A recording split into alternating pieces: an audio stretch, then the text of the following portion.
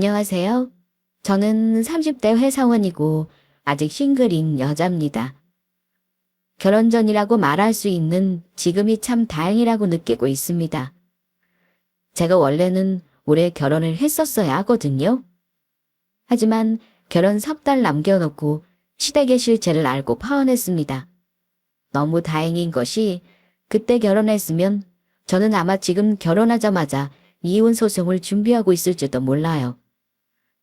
시댁의 실체를 우연히 알게 되어 결혼을 엎어버린 건 100번 잘한 일이라고 생각합니다. 제 사연은 어쩌면 이혼하시거나 결혼해서 고충을 겪는 분들이 비하면 조금 하찮게 느껴질지도 몰라요.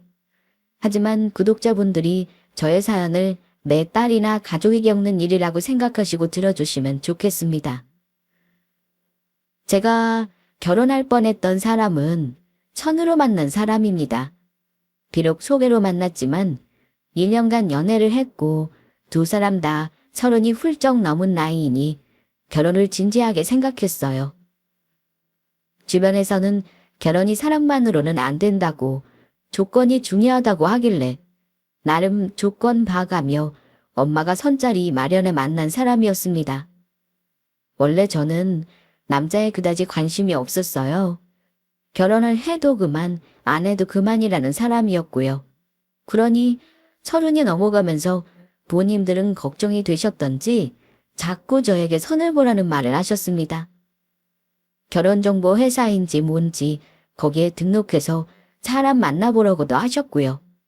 하지만 저는 그런 인위적인 만남을 좋아하지 않았어요.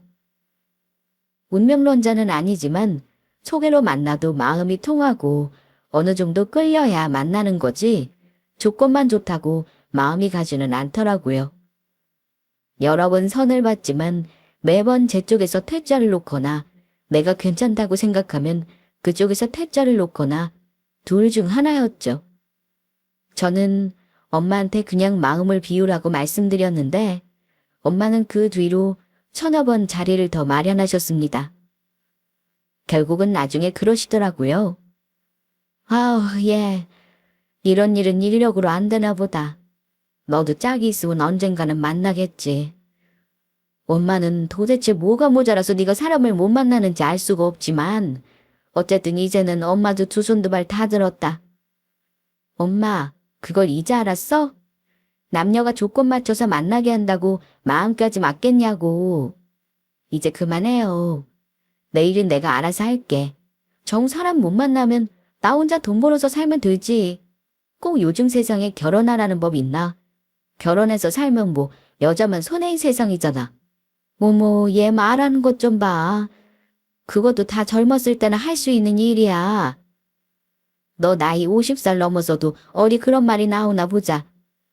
결혼이든 공부든 다 때가 있는 법인데. 암튼 네가 싫다는데 어쩌겠어. 엄마도 당분간은 내려놓고 있어야지 뭐. 사실 우리 엄마가 좀 극성스러운 면이 있는 건 맞아요. 어렸을 때부터 우리 엄마는 늘 저와 동생에게 유별나셨습니다. 동생은 의대를 나와 지금 치과 의사이고 얼마 전 개원까지 해서 바쁜 나날을 보내고 있습니다. 엄마에게는 아주 자랑스러운 아들이죠. 저 역시 엄마 치맛바람에 발맞춰가며 반항하지 않은 결과로 명문대는 아니지만 서울 소재 여대 나와서 지금은 중학교 과학교사로 근무하고 있어요. 엄마가 극성스럽다고 말씀드리지만 그렇다고 자식들에게 욕심을 과하게 부리고 다그치거나 하신 분은 절대 아닙니다. 자식이 받아들이지 않는데 부모가 돈 퍼붓고 다그친다고 잘 되는 건 아니라고 생각해요. 너무 감사하게도 우리 부모님은 저와 동생에게 풍족한 가정 환경을 주시기도 했습니다. 아빠는 사업을 하셨고 엄마는 원래 외가 쪽 부자세요. 지금은 우리 가족이 강남 아파트에 살지만 엄마가 용산구 한복판에 상가 건물도 있으실 정도입니다. 자식 교육 때문에 엄마가 초등학교 졸업할 무렵에 강남으로 이사 왔습니다. 전형적인 치맛바람 대단한 엄마 아니냐 생각하시겠지만 엄마는 자식 교육에 관심이 많으신 그냥 대한민국 평균보다 조금 적극적인 엄마일 뿐이에요. 나름 성공하신 셈이죠. 저는 교사, 동생은 의사 만드셨으니까요. 남동생 치과 개원도 부모님이 해주셨고, 동생이 그때 10억 넘게 들어간 돈은 부모님께 열심히 갚고 있습니다. 부모님 재력 덕에 저희는 일찍부터 서울에 아파트 하나씩 증여받고 이미 집도 있었고, 동생은 의사니 버는 돈도 저랑은 비교가 안 될 정도예요. 저는 자식 잘 되라고 교육에 관심 많은 엄마를 나쁘다고 생각지 않습니다. 오히려 우리에게 좋은 환경을 주신 점은 감사드리고 있어요. 자식들과 사이도 좋고 저도 엄마 말은 대부분 다 따르는 편이에요. 하지만 딱 하나, 연애와 결혼은 엄마 기대를 충족시키지 못했습니다. 저는 이상하게도 나쁜 남자들만 꼬였달까요? 연애 경험이 많은 건 아닙니다만 딱 2번의 연애는 전부 안 좋은 추억으로 남아 있습니다. 한 번은 제가 대학 때 만났는데 군대까지 기다려줬건만 다른 여자랑 바람나서 헤어졌고요.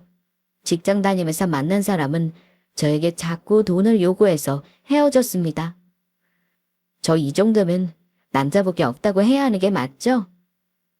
엄마는 유독 남동생이 누굴 만나 연애를 하는 걸 관심을 두지 않았는데 저한테는 관심이 많으셨어요. 제가 남자를 조심해야 하는 사절 하나요? 제가 연애를 하지 않고 결혼에 관심이 없으니 직접 주변 지인들 동원해 수소문해가며 손자리를 무수히 만드신 겁니다. 하지만 결국 엄마 뜻대로 되지 않자 2손 2발 다 드신 거고요. 그러다가 엄마 친구분 중에 한 분이 마지막이라고 생각하고 저에게 남자 하나를 소개할 테니 만나보라는 소리를 한 적이 있었습니다. 엄마가 솔깃하셔서는 저와 자리를 마련한 그 일이 이렇게나 제 인생에 큰 파장을 일으킨 일이 될 줄은 그때는 몰랐어요.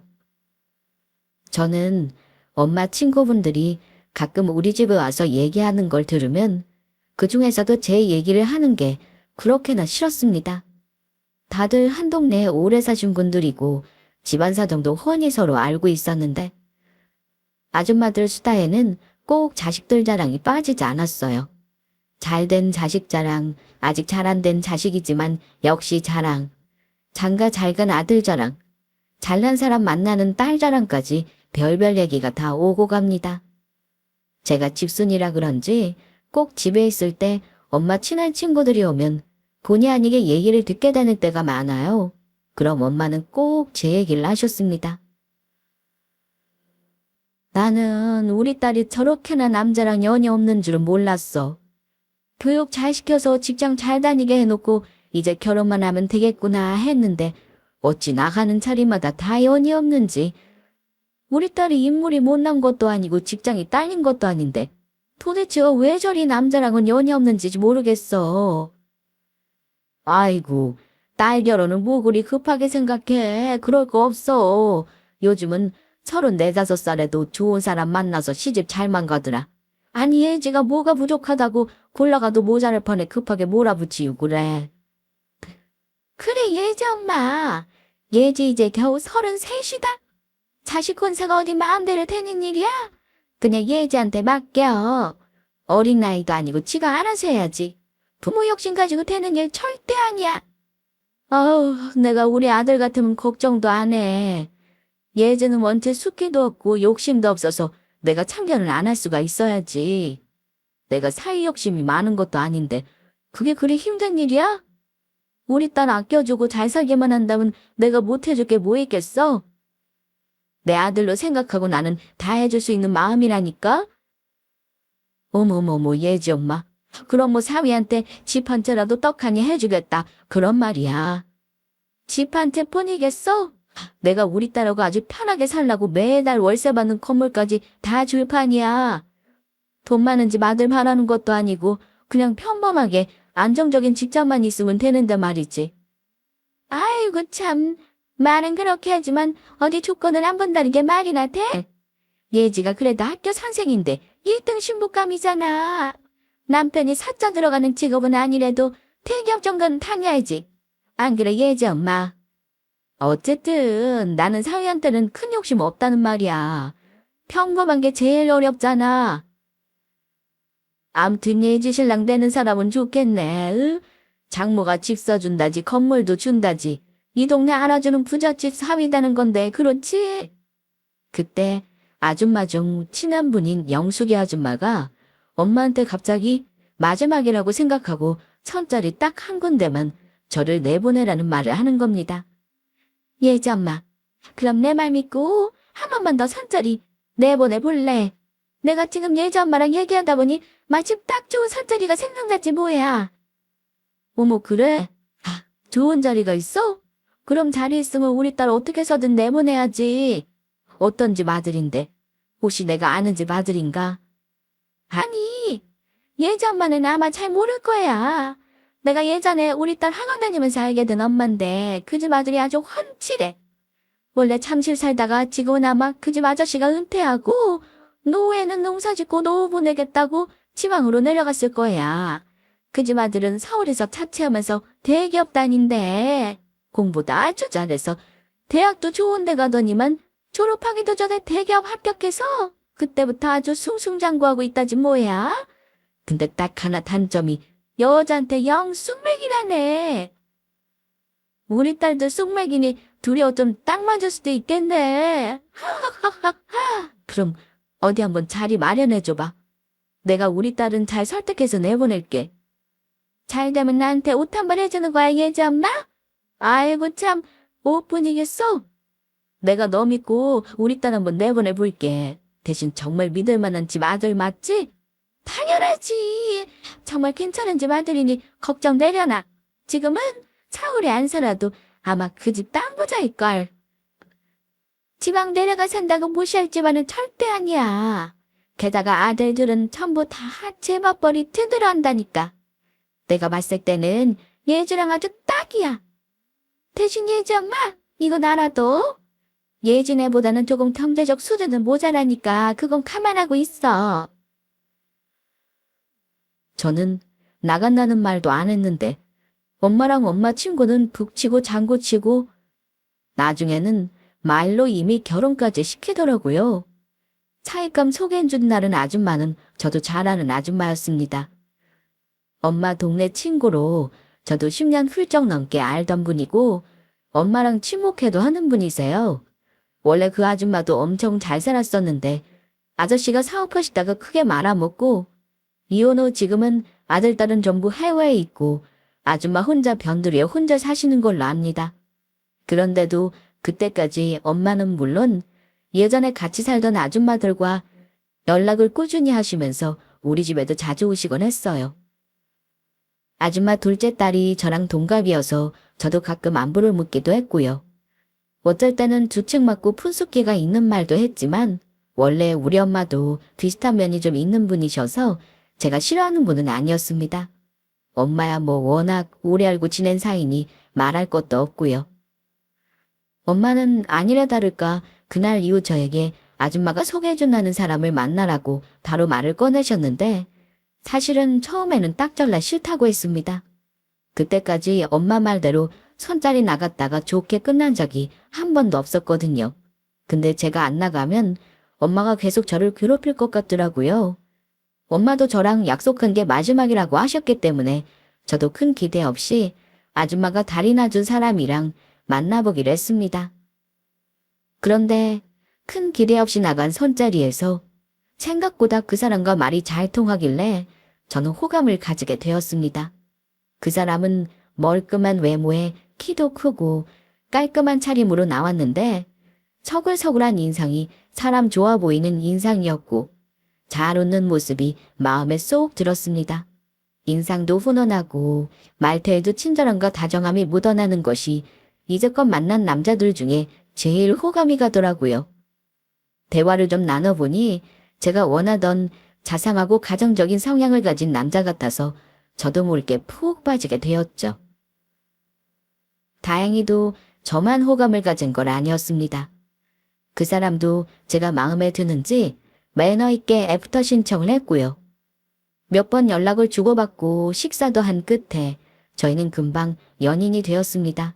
그런데 서로 30이 넘은 나이에 만나서 당연히 결혼을 생각하지 않을 수도 없었고 저보다는 그 사람이 자연스레 결혼 말을 먼저 꺼내더라고요.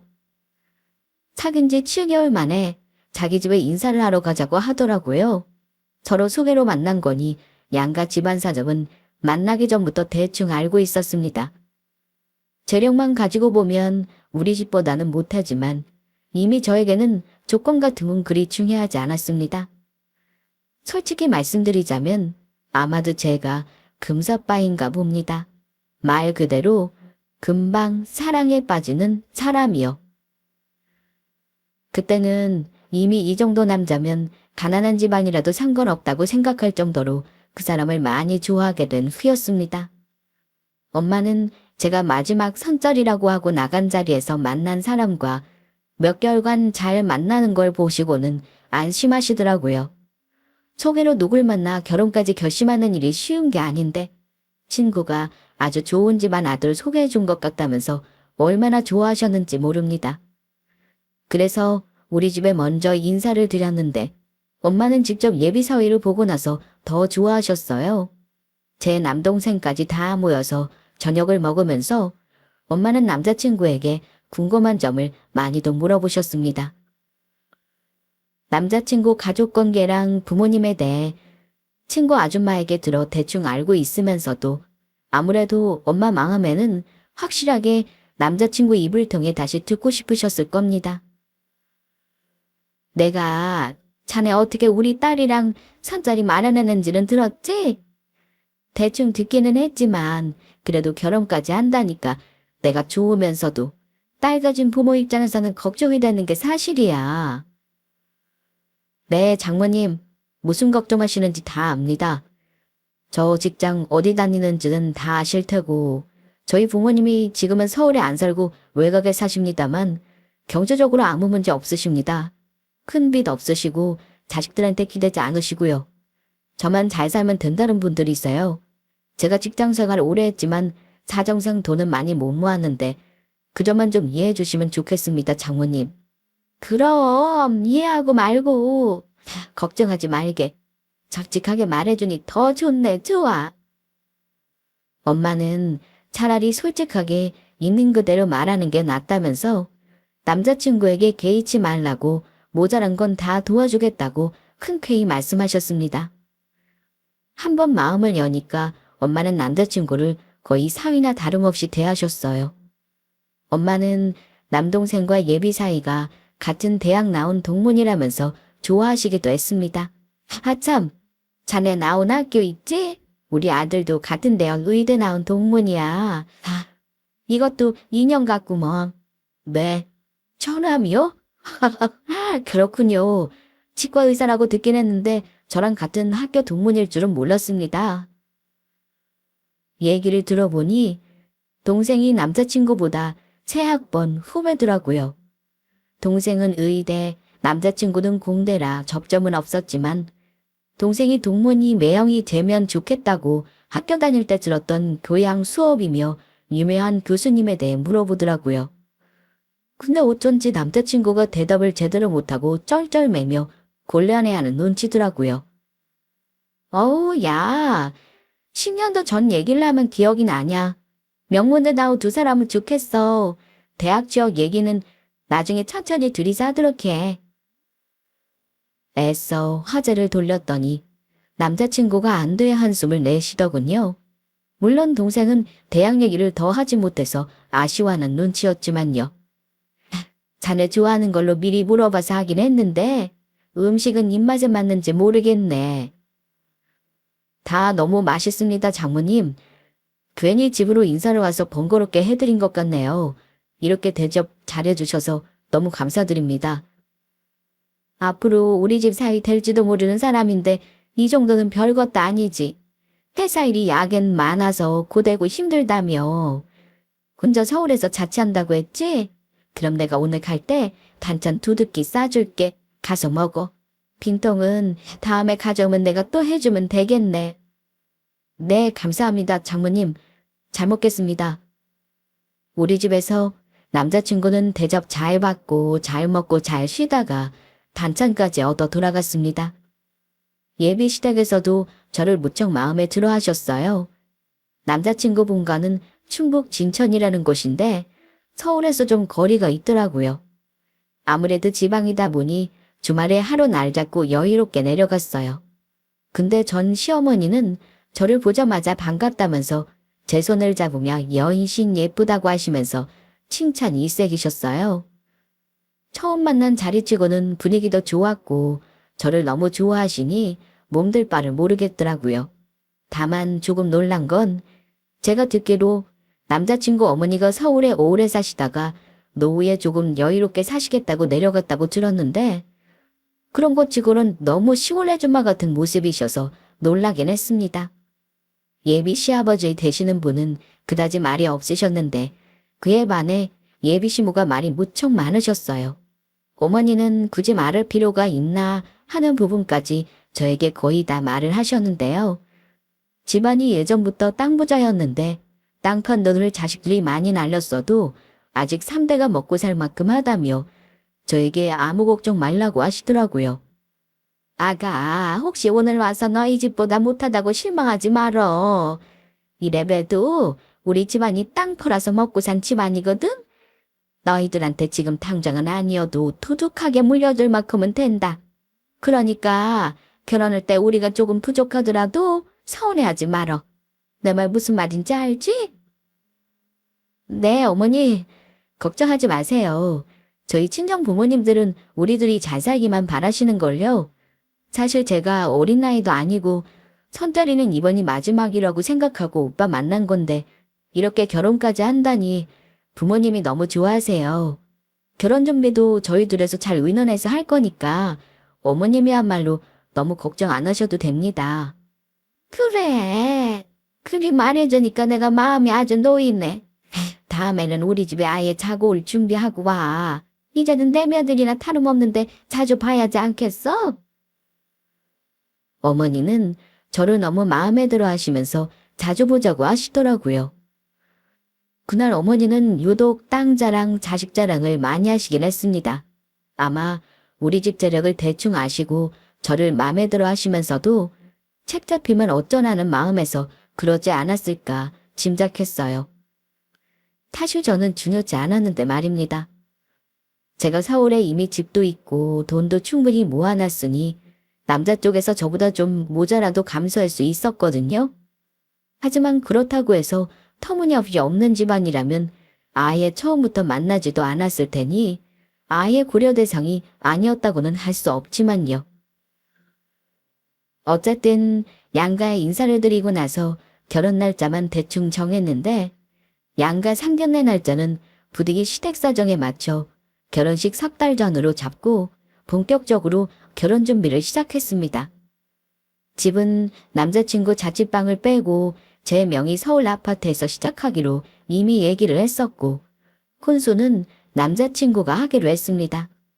엄마는 날짜 잡고 나서 저에게 여러 번 노파심에 결혼을 신중하게 하라는 말씀을 하셨어요. 예지야, 너 정말 이서방이 마음에 들어서 결혼하는 거 맞지? 엄마가 너 좋은 사람 만나보라고 엄마 친구까지 동원해서 선보게 한 건 맞지만 그렇다고 급하게 결혼하라는 건 아니다. 아무리 좋아도 신중하게 해야 하는 일이야. 엄마는 네가 이렇게 빨리 결혼하겠다고 하니까 오히려 얼떨떨한 거 있지? 엄마도 참.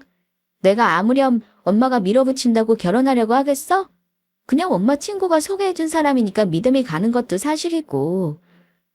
이 사람보다 더 좋은 사람 아마 못 만날 것 같아서. 나도 이제 조금 있으면 30 중반이잖아. 나이 먹을수록 눈만 높아지는데 적당할 때 결혼하는 게 맞지 뭐. 엄마가 그랬잖아. 직장 든든하고 둘이 먹고 살 걱정 없이 잘 살면 그만이라고. 그래. 네가 그렇게 욕심 없이 하면 더 잘 살긴 하더라. 조건도 보고 결혼해서 신혼여행 다녀오자마자 이혼하는 부부도 심심찮게 많아. 아무튼 영수이 아줌마 덕에 널 신랑감 좋은 사람 만났으니까 나중에 꼭 고맙다고 인사를 한번 드려. 엄마 친구가 소개해준 인연이 이렇게 결혼까지 하게 될 줄은 저도 몰랐는데 엄마는 친구 덕분에 좋은 사위 얻게 되었다면서 무슨 사례를 해야 하나 고민까지 하셨습니다. 그렇게 상견례 날짜를 잡고 나서 예비시모는 저를 꽤나 자주 부르셨습니다. 그런데 날짜를 잡고 난 이후 저를 부르실 때면 꼭 아들 자랑을 하거나 제 칭찬을 하거나 또는 다른 얘기를 하다가도 우리 부모님 재산을 넌지시 물어보시는 일이 꽤나 자주 있었어요. 근데 아가, 너 소개해준 네 친정엄마 친구라는 사람이 나랑도 꽤나 친하거든. 사실 나도 너 소개받기 전에 얘기를 많이 들었어. 근데 네 엄마가 너 사위될 사람만 데려오면 집도 주고 차도 주고 월세 받을 건물도 주겠다고 아주 호언정담을 했다던데. 그 정도로 너희 부모님이 부자인 거야? 이런 거 물어본다고 나 선물로 생각하지 말어. 솔직히 나도 없는 집안보다는 우리 아들 있는 집에 장가 보내는 게 좋아서 그런 거니까. 아, 제 입으로 직접 우리 집 부자라는 말을 드리기가 참, 사실 제 돈도 아니고 부모님 돈이니까요. 그건 맞아요. 엄마랑 아빠가 서울 토박에 계시고 재산은 남부럽지 않게 있으세요. 근데 조금 전에 사위한테 해주시겠다는 건 엄마가 그만큼 좋은 사위 보는 게 소원이셔서 하신 말씀 아닐까요? 어머, 그렇구나. 그래, 네 말이 맞긴 하지. 그래도 사위가 정말 예쁘면 정말 주실 생각으로 네 엄마도 그런 소리를 하신 거지. 안 그러니? 그건 엄마 마음이죠, 뭐. 야, 엄마 재산인데 제가 뭐라고 하겠어요. 근데 저는 엄마가 결혼할 때 도와주시는 것만으로도 충분하다고 생각하고는 있어요, 어머니. 어머니가 은근히 저런 얘기를 하실 때면 제가 결혼할 때 도움받는 것만으로도 충분하다며 말을 돌리곤 했는데 어머니는 꼭 정색하시며 이러셨습니다. 어머, 얘. 그래도 엄마가 주신다고 하면 일부러 거절은 하지 마. 사람 일 어찌 될지 모른다고 나중에 부모님 예산이 전부 너한테 온전히 올 거라고 생각하면 안 된다. 미리 주시겠다고 하면 챙겨 넣는 게 현명한 거야. 어머니는 꼭 우리 엄마가 미리 재산 준다고 하면 마다하지 말라는 당부를 여러 번 하시더라고요. 처음에는 그냥 그런가 보다 넘겼는데 몇 번 반복되니 사실 속으로 왜 저렇게 우리 엄마 재산에 관심이 많으신가 의아하긴 했습니다. 상견례를 한 보름 정도 남겨놓았을 무렵이었을까요? 시어머니는 그전에도 자주 오라고 부르셨는데 지방이다 보니 한 번 가면 자고 올라올 때도 있었습니다. 당연히 처음에는 불편했습니다. 결혼 전인데 이렇게 예비시댁에 자주 오가면서 자고 가는 일이 자주 있어도 되나 싶었고요. 몇 번 자고 가니까 또 제 성격상 금방 편한 마음이 사라지더라고요. 사실 예비시모가 저 불러다 놓고 집안일을 시키신다거나 미리 시집살이를 시킨 일도 전혀 없었고요. 그런데 어머니가 상견례 얼마 안 남겨둔 그 무렵에 또 예비시댁에 와서 자고 가라는 말씀을 하시더라고요. 마침 친정엄마가 시부모님 갖다 드리라는 선물도 드릴 겸 부담 없이 예비시댁에 왔습니다. 그날은 웬일로 시부모님이 저에게 술까지 권하셨습니다. 저는 술을 그리 좋아하지는 않지만 또 못 마시지는 않아요. 그래도 혹시 술 마시고 실수할까 싶어 딱 맥주 몇 잔만 마셨습니다. 그날은 어쩐지 예비시모가 우리 부모님 재산 얘기도 안 하셨고 나름 분위기가 편안했어요. 그래서 저도 긴장이 풀렸고 술까지 마셔서 잠이 오더라고요. 어머니가 저를 보고 피곤해 보인다며 먼저 눈을 붙이라고 하시더라고요. 그래서 남자친구가 쓰는 미닫이 문이 있는 방에 들어가 잠을 청했습니다. 그러다가 제가 중간에 화장실에 가고 싶어서 눈이 번쩍 뜨였던 것 같아요. 시계를 보니 11시가 조금 넘었더라고요. 조심스레 미닫이 문을 열고 나가려는데 거실에서는 아직도 시어머니 목소리가 들리더라고요. 그런데 혼자 뭐가 그리 좋으신 건지 깔깔거리는 웃음소리가 크게 들렸습니다. 남자친구는 아버지와 담배를 피우러 나간 건지 목소리는 들리지 않았어요. 시어머니 혼자 계시는 듯 했습니다. 그런데 저는 뒤이어 들리는 시어머니의 말에 나가려는 동작을 멈출 수밖에 없었습니다. 아이고, 내가 영숙이 너한테는 진짜 고마워 살 말이 없다. 결혼? 이제 코앞이지.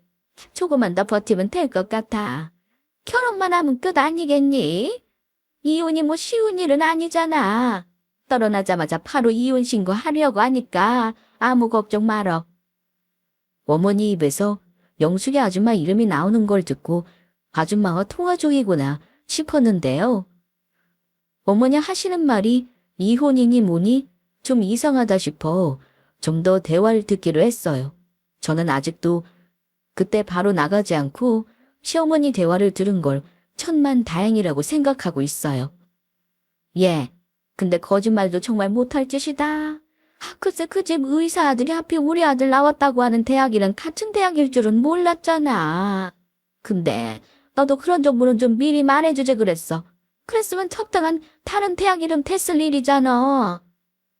암튼 별 의심은 안 하고 넘어가더라. 그나저나 나는 이 집이 우리 집에다 땅까지 있다고 속였는데 그런 건 언제까지 속일 수 있으려나. 나중에 적당히 핑계거리 찾아야지 뭐. 우리 아들 직장. 아유, 아직까지 탈싹같이 믿는 눈치야. 근데 또 인맥 동원해서 우리 아들 직장에도 아는 사람 있다고 할까봐 무섭지 뭐해. 저는 예비 시모가 하는 말을 들으며 소름이 돋았습니다. 그러니까 어머니 말대로라면 남자친구가 나온 대학교가 거짓이었고 시댁에 대한 것도 심지어 남자친구 직업도 거짓말이라는 사실이었죠. 시어머니 될 사람뿐만 아니라 남자친구까지 전부 나와 우리 가족을 속이고 거짓말을 했다는 건데 도대체 왜 그랬나 싶었습니다. 바로 문을 열고 어머니에게 지금 한 말이 무슨 뜻이냐고 따지려고 했어요. 그런데 시어머니가 바로 저의 궁금증을 풀어주는 말을 이어서 하더라고요. 저는 이미 손을 덜덜 떨며 핸드폰으로 녹음하고 있었는데 어머니는 제가 듣는 줄도 모르고 자기 입으로 추억한 속내를 털어놓더라고요. 뭐, 그저 그걸로 되겠어. 이 결혼만 잘 돼봐. 이 집안의 사이한테 집도 주고 차도 주고 월세 받는 건물도 준다고 했다며. 내가 영숙이 너한테 고작 푼돈으로 보답하겠니? 암튼 네 덕에 우리 집안에서 아주 한몫 잘 잡게 생겼으니까 결혼만 하면 네 목숨 도둑히 챙겨줄게. 너도 살기 힘들다며. 어쩜 너는 이렇게 잔머리를 잘 굴리냐, 응?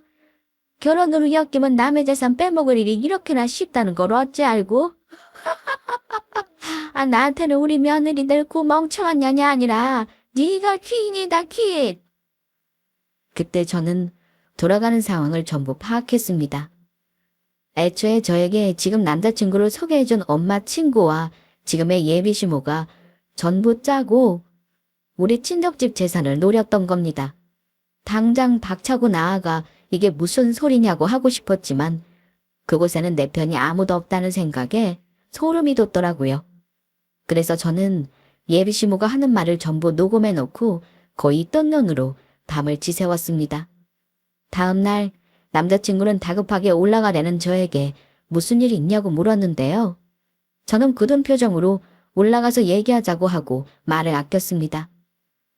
시어머니는 전날 제가 모든 걸 들었다는 사실은 꿈에도 모른 채 서울 가면 부모님께 안부 전하라며 세상 친절하게 말씀하시더라고요. 저는 그만 예비시모 연기에 웃음이 나와버렸습니다. 이미 밤새 파혼하겠다고 마음 정리는 다 했어요. 그리고 집에 올라오면서 남자친구는 한마디도 안 하는 제가 뭔가 불편했는지 혹시 자기 엄마가 무슨 불편한 소리를 했느냐고 계속 꼬치꼬치 물었지만 저는 대답하지 않았습니다. 그리고 딱 한마디 했어요. 조만간 우리 집에 올 일이 있을 거야. 그때 보자. 그리고 우리 결혼은 잠시 보류해.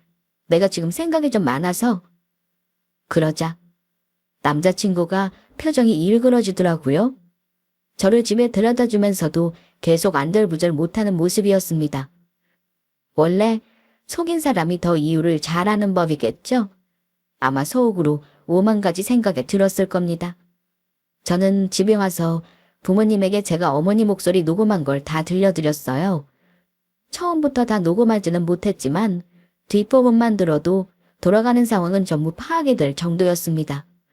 엄마 아빠는 노발대발하셨고 특히나 엄마의 분노는 엄청났습니다.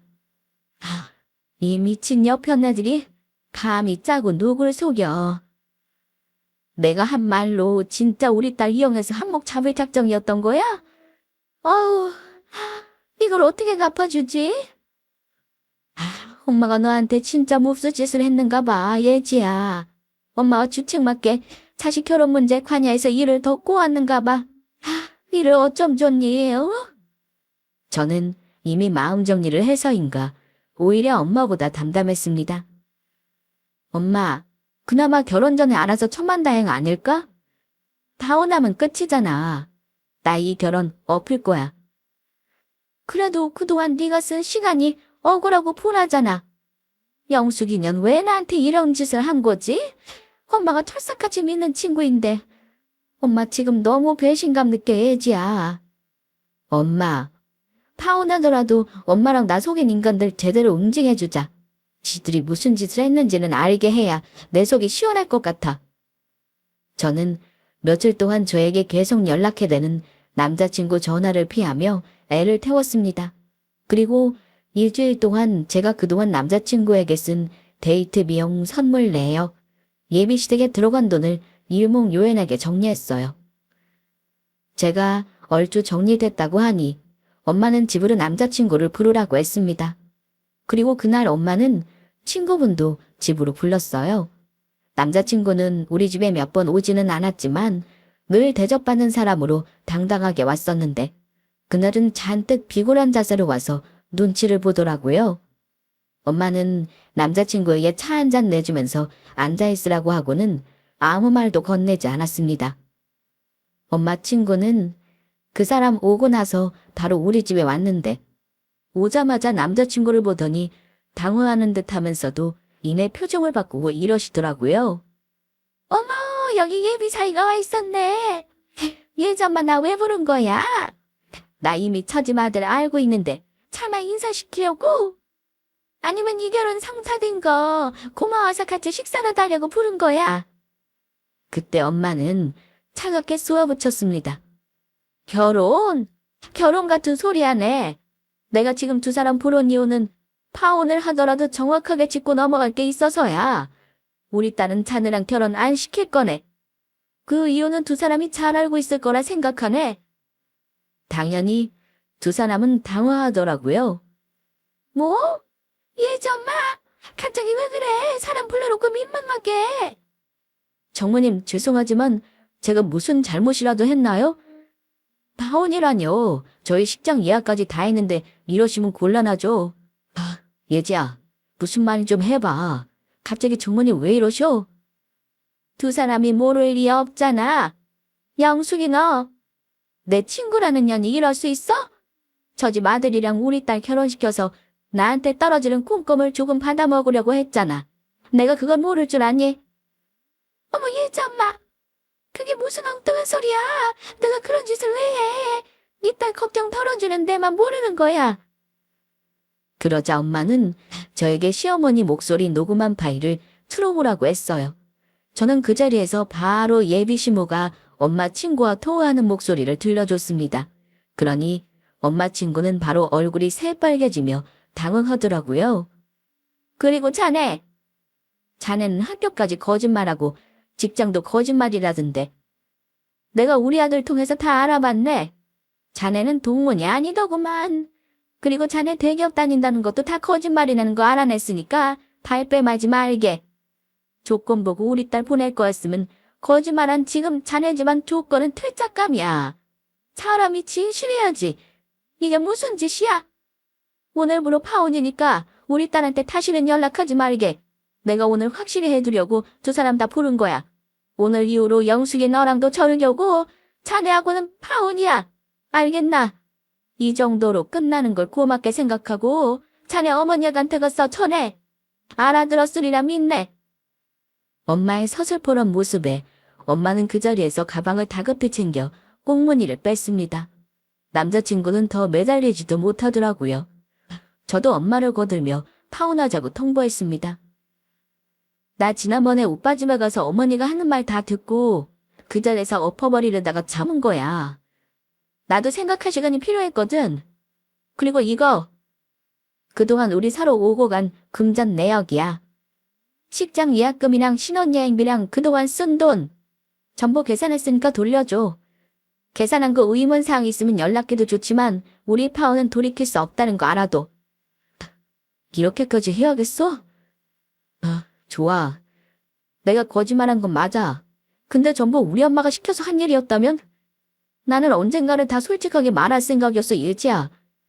그래도 변하는 건 없어. 오빠도 거짓말쟁이잖아. 나는 돈 없는 사람은 상관없는데 진실되지 못한 사람은 정말 싫어. 결혼 못해. 그렇게 남자친구는 저의 파혼 통보를 듣고 도망치듯 우리 집을 나갔습니다. 당연히 바로 파혼이 받아들여지지는 않았어요. 남자친구 집안에서도 난리가 났는데 예비 시모는 득달같이 저에게 전화를 했고 다급하다는 생각을 하셨나 봐요. 무작정 사과를 하며 우리 엄마에게 용서를 빌겠다고까지 했습니다. 예지야. 그렇다고 1년 가까이 만난 우리 아들이랑 그렇게 모자르다 헤어질 수 있는 거니? 몇 가지 속인 건 정말 미안하다만 그게 뭐 어쨌다고. 대단한 것도 아니잖아. 우리 아들이 명문대 못 나오고 대기업은 아니다만 그렇다고 밥벌이를 못해. 지금 다니는 회사도 나름 중소기업이야, 얘. 무시하지 말어. 너도 뭐 그리 대단한 직업은 아니잖아. 잘 생각해봐라. 어머니, 아니 아줌마. 정신 차리세요. 저는 평범하고 저보다 돈 없는 집안이라도 진실된 사람이랑 결혼하고 싶지. 아줌마 같은 허언증 집안이랑은 결혼 못해요. 우리 엄마 재산 노리고 치밀하게 거짓말한 집안이라 소름 끼치게 결혼이요. 엄마가 고소하신다는 거 제가 지금 말리고 있는 중이거든요. 정말 고소까지 당하고 싶지 않으면 여기서 그만하세요. 결국 저의 입에서 고소라는 단어를 듣고 나서야 움찔하더라고요. 원래 저런 사람들이 공권력은 또 무서워하거든요. 힘들게 그 사람과 어머니를 떼어냈고 엄마는 엄마 나름대로 믿었던 친구를 코되게 혼냈습니다. 일단 모임에서도 이 일을 널리 알려 아줌마가 얼굴 못 들고 다니게 했다고 들었어요. 물론 엄마 지인들은 이 사실 알고 다들 경악하셨습니다. 어쩜 친구 재산 조금 빼먹자고 이런 짓을 하냐면서 세상에 믿을 사람 없다고 하시더라고요. 그리고 엄마는 그 뒤로 저에게 누굴 소개해 주려는 마음을 접으셨습니다. 부모 맘대로 안 되는 일이란 걸 이제는 아시는 거죠. 엄마는 저에게 미안하다고 하셨습니다. 저는 엄마가 얼마나 속상해 하시는지 알기 때문에 오히려 더 담담하게 지낼 수밖에 없었습니다. 저도 늦은 나이지만 이제는 급하게 생각하지 않으려고 합니다. 파혼이라는 게 한 번 이상은 할 게 못 되더라고요. 이혼보다는 낫다고 하지만 다른 분들은 경험하지 않았으면 하는 마음입니다. 참, 세상에는 남의 재산을 쉽게 얻으려고 하는 사람들이 많은 것 같아요. 그런 사람들이 바로 범죄를 저지르는 거잖아요. 엄마 친구가 한 일이 범죄라고까지 할 수는 없지만 어쨌든 신의를 배반한 일이니까요. 오늘 저의 파혼 사연을 듣고 참 별일이 다 있다는 분들 많으실 것 같아요. 저도 저처럼 황당하게 짜고 치는 판에 놀아나다가 파혼하는 사람은 보지 못했네요. 모쪼록 개인적인 사연이지만 세상에는 이런 일로 파혼하는 사람도 있구나 하는 가벼운 마음으로 들어주셨다면 좋겠습니다. 아울러 아는 동생이 당한 일이라 생각하고 같이 화내고 공감해 주시면 저는 더 바랄 게 없을 것 같습니다. 제 사연은 여기까지입니다. 끝까지 들어주셔서 감사드려요.